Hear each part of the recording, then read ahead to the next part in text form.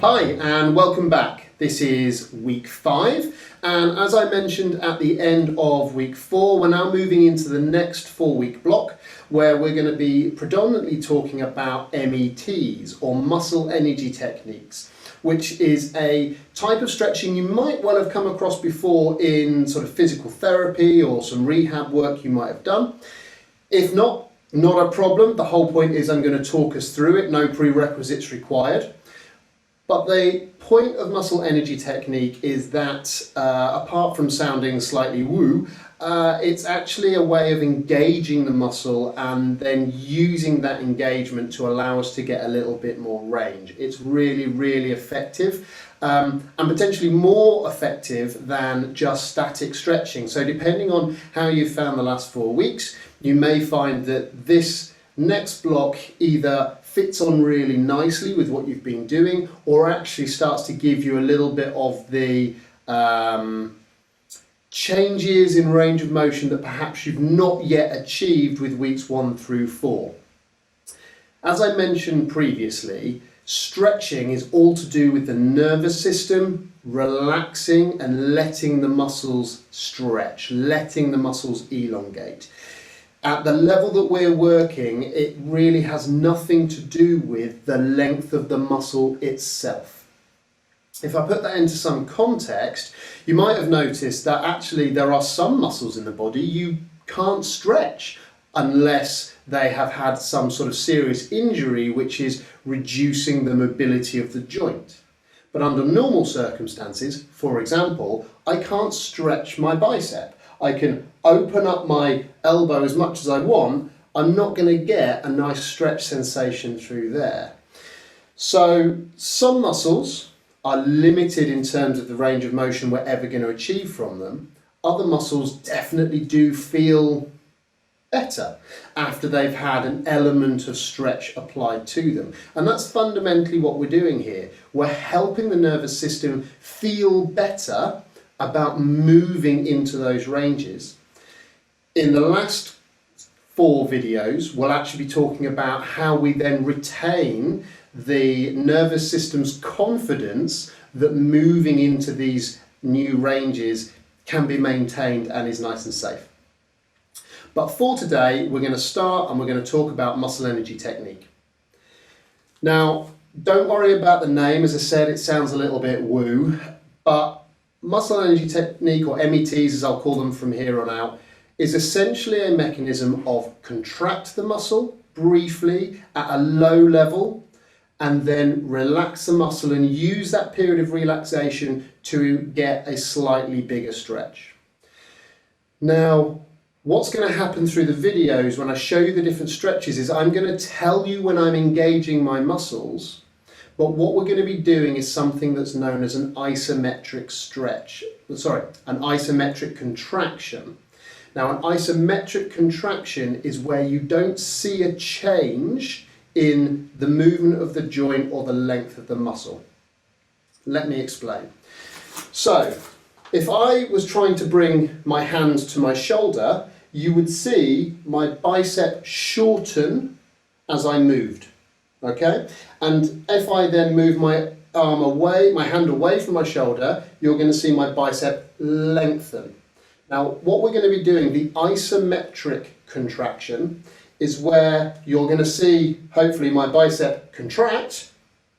It's now working, but the joint isn't moving anywhere. The elbow isn't moving, the shoulder's not moving, and the muscle isn't changing length during that contraction. I hope that makes sense. So, let's pick another muscle just to demonstrate as well. Here I'm going to be doing an isometric contraction with my quadricep.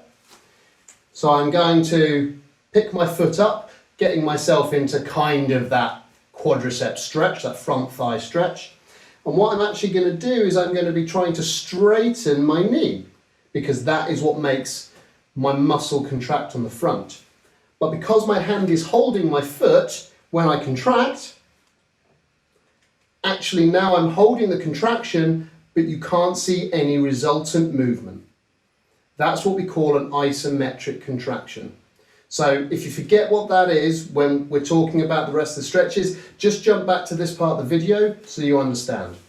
Everything else, much, much easier. Alrighty then, so what we're going to do is we're going to go through a fairly standard protocol for METs, and that is where we hold that isometric contraction for about 8 seconds, give or take 5 seconds, 10 seconds, we call it 8. And during that period, you're going to be trying to contract the muscle against some form of resistance. That's why I'm inside. We can make use of door frames and things, but only to about 20%. Again, this is a fairly relaxing stretching mechanism. We're not working at full exertion here. We're literally just working at about 20% of whatever you think your maximum would be. So, the first thing we're going to do is, a bit like video 1, we're going to start more or less with the upper body, with the traps, and with some shoulder work. So for this video, there are going to be a couple of props. I'm going to try and keep them as simple as possible and things that you can find around the house. That's why I've come inside for this next series of videos, because we can use things that already exist, like door frames. For this first part, feel free to pause now and go off and find what you need, but essentially we just need something heavy that you can hold in one hand. There's just a little bit of effort to hold. So it could be a rucksack filled with a few heavy books. It could be a fairly large container of water. Probably needs to be bigger than maybe a 1 litre bottle. It's something that you would need to put a little bit of effort into lift. So for myself, I'm just using a kettlebell. Nothing fancy, not particularly heavy one. It's just a weight with a handle. Okay? So we're going to hold our weight in one hand. And we're going to be talking about the upper trapezius muscles again. Now, if you remember back to video 1, that was where I was asking you to push away, tilt and turn, and you're getting a nice stretch along here. Fundamentally, that's what we're going to do again, but this time we're going to involve MET technique in it. So the reason now that I'm holding something heavy in my hand is because I want to use my shoulder to lift up. Okay, I don't know if you can see that, but it's essentially a one-armed shrug. I want something that I can lift my shoulder up against. And the reason for that is because the upper trapezius muscle is active during that lift. So for the full MET, I'm going to, hence why I don't need anything particularly heavy, I'm going to upwards shrug, and I'm going to hold that shrug for 8 seconds. 7, 8. I'm then going to relax. I'm going to take a nice deep breath in to help me relax. And as I exhale, I'm going to go into the stretch.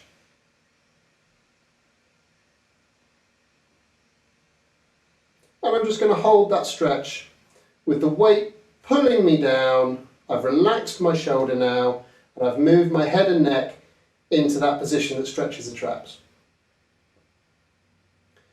Now with MET, we tend to repeat it 3 times because we love the number 3, as we've discussed in earlier videos. But crucially here, I'm now going to engage my one shoulder shrug from this nice stretched position. So I've shrugged. As I say, it's about 20% effort. That's why I haven't got anything particularly heavy in my hand.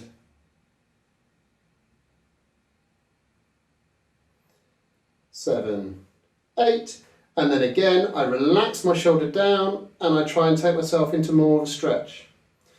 And the thing with MET is the short period of contraction allows the muscle to feel more secure about then relaxing. So you can actually find you can get more of a stretch, greater range. So we'll do it one more time, shrug.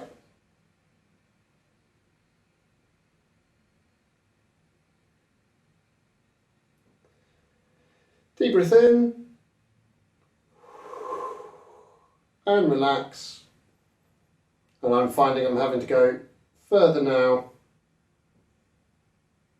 to get the same level of stretch.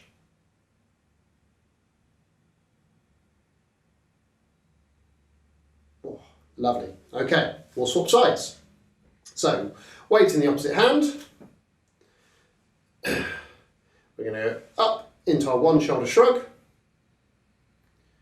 3, 4, 5, 6, 7, 8. Nice deep breath in. And exhale. Let the shoulder relax. And find that nice point of stretch.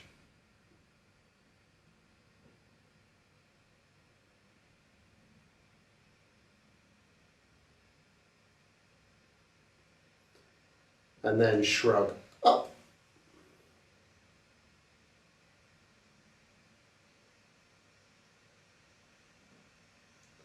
Deep breath in.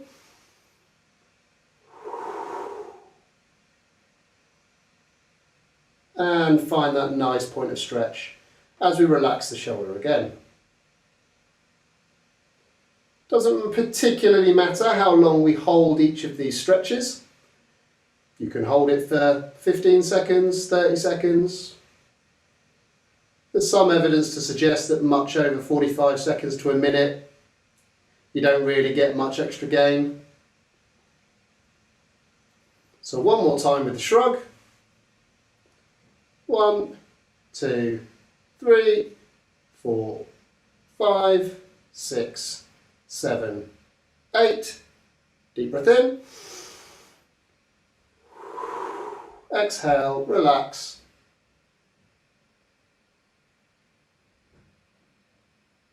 And stretch. Perfect. So once you've done those, we'll move on to the next one. I should point out that this exercise is equally possible to do from seated. Again, all we're looking for is a weight in one hand. So we can do a single shoulder shrug, and then after we've counted to 8, deep breath in, exhale, let the shoulder drop,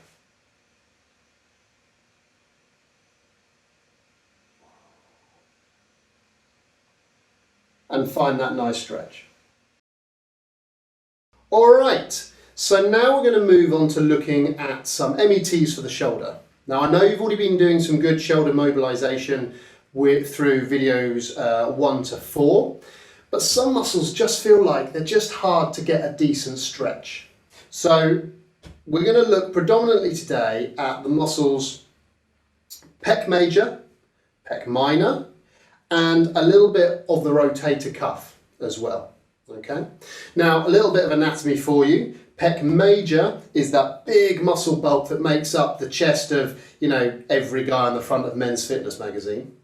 And pec minor is actually a really little muscle that sits underneath. And when pec major is responsible for helping pull your arm across your body or push things away from you. It's why they feel pretty well used after a whole load of push-ups. Pec minor, really little one underneath, is actually responsible for helping roll our shoulder forward. Okay, so that's pec minor doing that, and that's pec major. So how do we stretch them? Well, this is one of the reasons why I've come inside today, because actually we can use door frames and it's fantastic. But rather than standing in a door frame, I'm just going to use this frame that's behind me because it's a little bit more convenient. So why did I tell you the movements associated with pec major and pec minor? Well, it's important to know that because we're trying to engage the muscle, aren't we, before we then relax and stretch it. So if pec major helps us bring our arm round, well, one way of stretching it is to find a doorway, stand with your hand in the doorway against an object that's not going to move anywhere, and then try and bring your arm round and engage that muscle on the front. But the doorway is going to stop me. And that's fine, that's what we want. So I'm going to bring my hand forward. This is the isometric. There's no actual movement, but my pec is engaged. I'm going to hold that for 8 seconds. I'm going to take a deep breath in. Now instead of getting the doorway to move, I'm just going to move my body. So I've turned away from the door towards you on the camera, and now I'm getting a nice stretch through pec major. I'll hold that stretch for 15 seconds or so, and then I'm going to re-engage. So again, I'm going to be pushing my hand into the door frame. So now I'm feeling what was stretching now feels like it's working.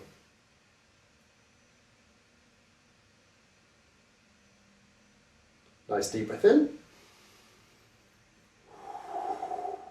And as I breathe out, I can turn my shoulders further away and I'm getting a really nice stretch across my chest. Now I'll contract again.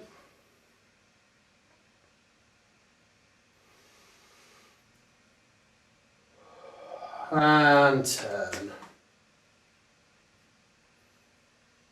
So the perspective might be quite hard from the camera, but my hand is almost behind me now. It wouldn't have gone there to begin with. So you can see quite quick results with METs. So that's pec major. Now you can also do pec major a little bit closer to the door, because actually the joint that matters here is the shoulder.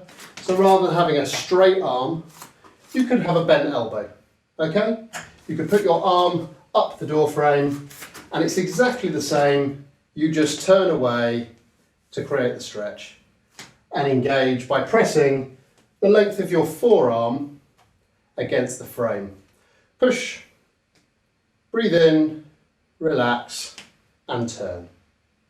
Okay. Pec minor is a little bit more tricky.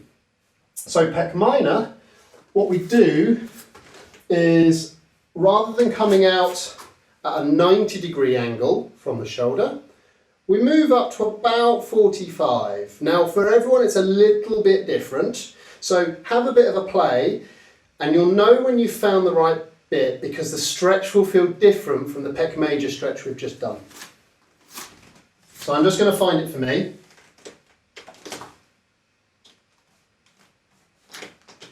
There. So for me, that's a distinctly different stretch. It feels like it's coming from actually a much smaller area of my chest, just almost like a thin slither over my ribs. And then essentially it's the same thing, but because we need to engage the rolling forward of the shoulder, what I'm going to try and imagine is I'm actually drawing an arc across my body so that my shoulder is actually getting engaged. So that's more than just this up here. It's actually imagining I'm rolling the shoulder forward. So from this position, I'm now drawing my imaginary arc to engage pec minor. I'll take a deep breath in and I'll turn away at a slight angle to get a nice stretch. Deep breath in, no, count to 8 whilst engaging.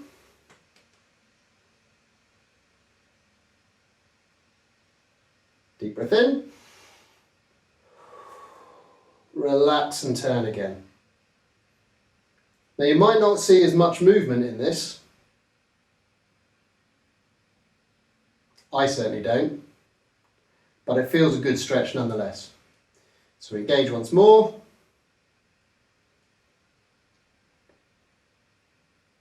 Deep breath in. Exhale and turn. Lovely. Now that's pec major and pec minor while standing. Obviously the same can be achieved while sitting, provided you can manoeuvre around into a doorway or a wall that's going to be useful. Anything basically that's not going to move. So the same applies again. What you're trying to do is you're going to be trying to bring your arm across in front of you if you're doing Pec major, you're going to be trying to achieve this movement using the frame to stop you. So you engage,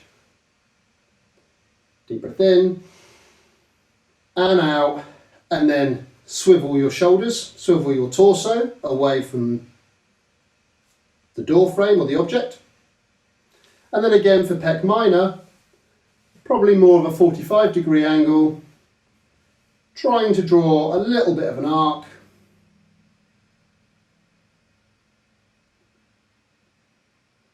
Deep breath in, and back out, and again, a bit of a twist of the torso, maybe with a little bit of a downward kind of turn.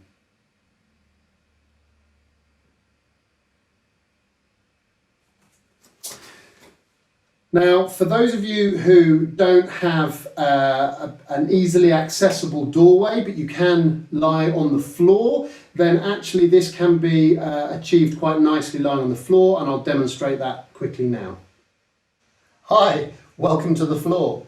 So what I'm going to do is I'm going to spin round so that my head is facing you, and hopefully you'll be able to see what I am trying to achieve. Now, if I will need to be lying face down, so I'm not necessarily going to be able to talk to you in quite the same way, otherwise I'll come across very muffled. But what you'll see me trying to do effectively is engaging my arm in exactly the same way as I've described for the doorways, but lying on the floor and using the floor as resistance, and then I'll be rolling my body in order to achieve the stretch.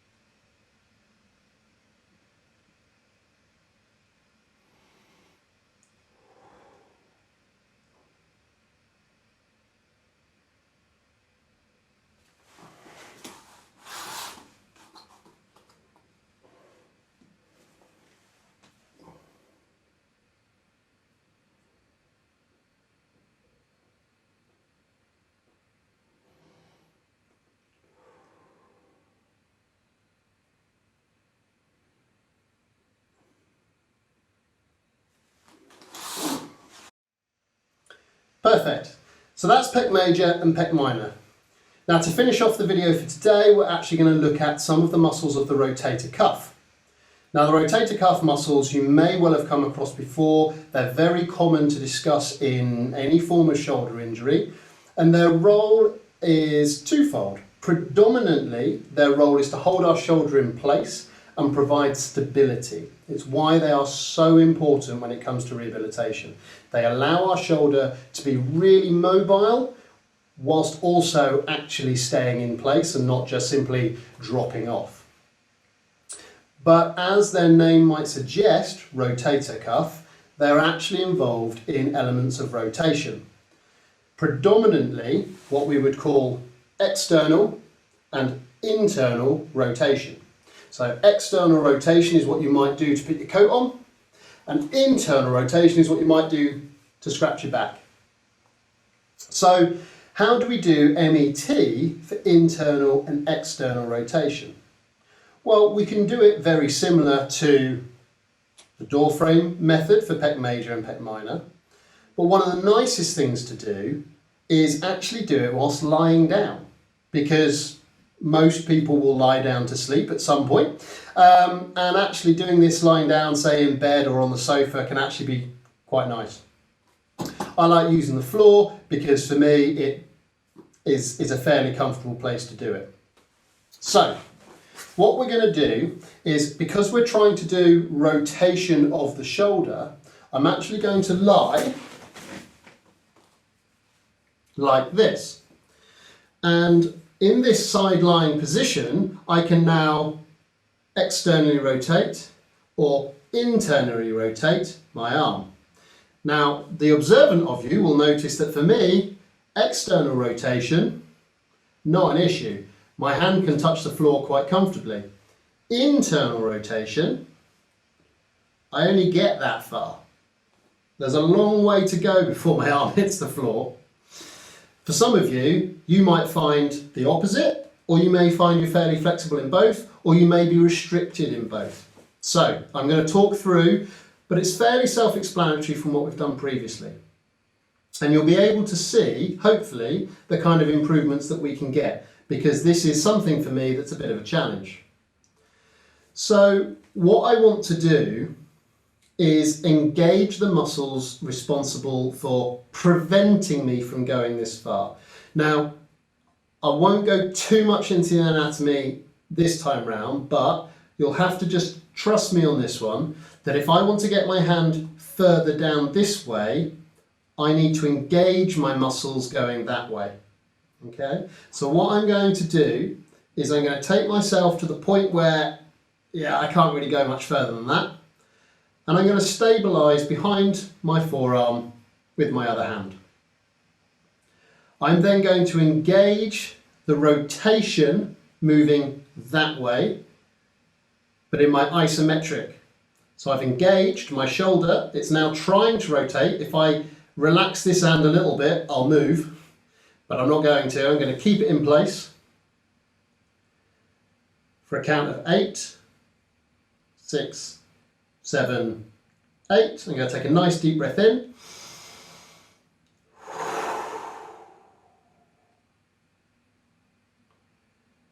Now that's a bit of improvement.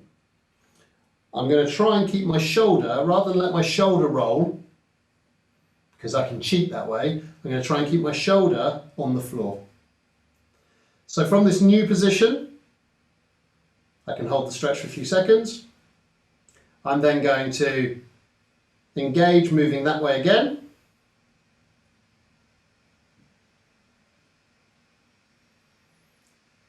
Might take my nice deep breath in.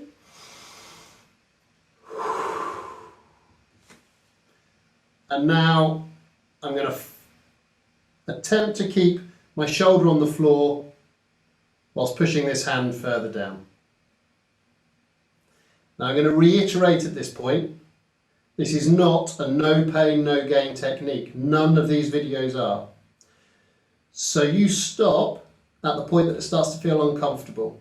Hopefully by now you understand or can identify the difference between a good stretch and a stretch too far. We're keeping this within the realm of good stretch. Because otherwise you'll wake up tomorrow and you won't be able to move. So one last go. This way, engage the muscles.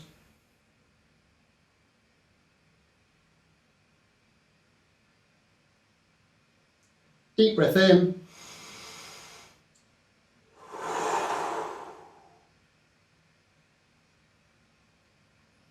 And that's as far as I can go.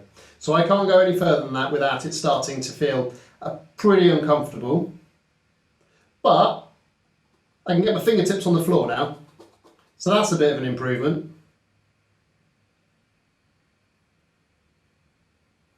And relax. So now, unaided, I probably won't get quite as far to the floor as I did. But I'm not far off and I'm a lot closer than I was pre-stretching. And obviously if I continue practicing and building that up, I'll get to a point where my body is comfortable to let me get my arm much closer to the floor. So let's talk about the opposite direction, what we call external rotation. Now for me, it's fine, but I'm going to demonstrate as if I'm restricted. So if I'm restricted to here, I would actually want to be pushing my isometric contraction this way. So I'm going to apply my hand to my forearm. I'm going to push in that direction as if I'm internally rotating. Yeah, take a nice deep breath in. And then I would apply pressure and help take my hand closer to the floor in external rotation. And then I'd repeat. Apply pressure.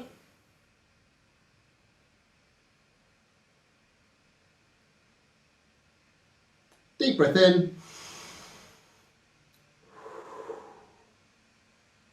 And relax and move further. Now, what you'll probably find with all of these MET techniques is that the first and second repetitions you'll probably find give you almost the greatest gain, the greatest change in movement, and some you'll really surprise yourself with. The last one tends to be almost just trying to eke out a last little bit more. And like I say, this is about interacting with the nervous system to make sure that it feels safe and comfortable to allow you to access that extra range of movement, which we reinforce through practice and then through some strength work, which we'll be doing in the last phase. So I can't stress this enough. No pain, no gain has no place here. If you end up in a position where you're starting to feel uncomfortable with the stretch, stop. Because your body is only going to let you go so far in a single session. But repetition and gently, you will get much greater range. All right, that's it for video 5. Thank you very much for joining me. We will move on in video 6, looking at some more METs with the idea that we'll have covered the whole body by the end of video 8. See you again.